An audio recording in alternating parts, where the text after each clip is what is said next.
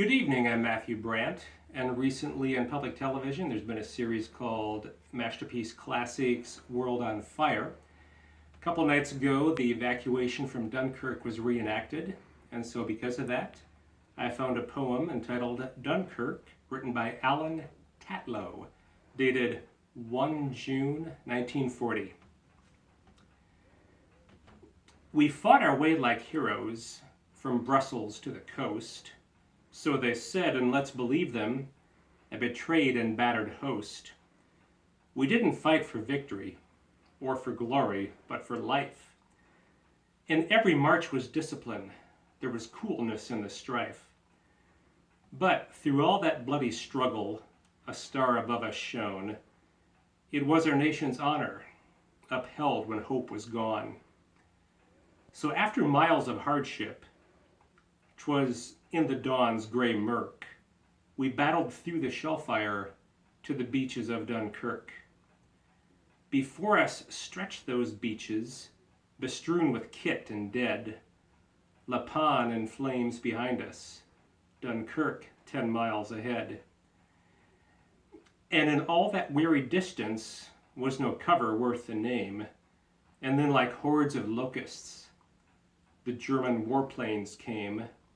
Their guns of flame raked o'er us. We scattered 'neath their storm. But ere the droning vanished, the order came, reform. Then on to face the bombers that pasted Bray Ladoon, to see our shipping vanish to those missiles' spiteful tune.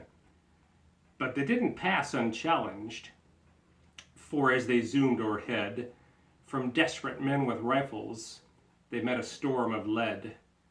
So up in threes we mustered, and on tired and blistered feet, we marched along the foreshore, a sweat in the evening's heat. 'Twas thus we entered Dunkirk, our goal in ruins stood.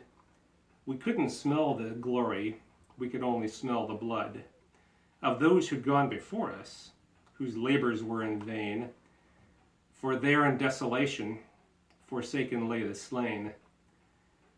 The final phase, the greatest test, before us lay the mole, and down it weary warriors trudged toward the ships, their goal. It lay just like a ribbon, just holding four abreast.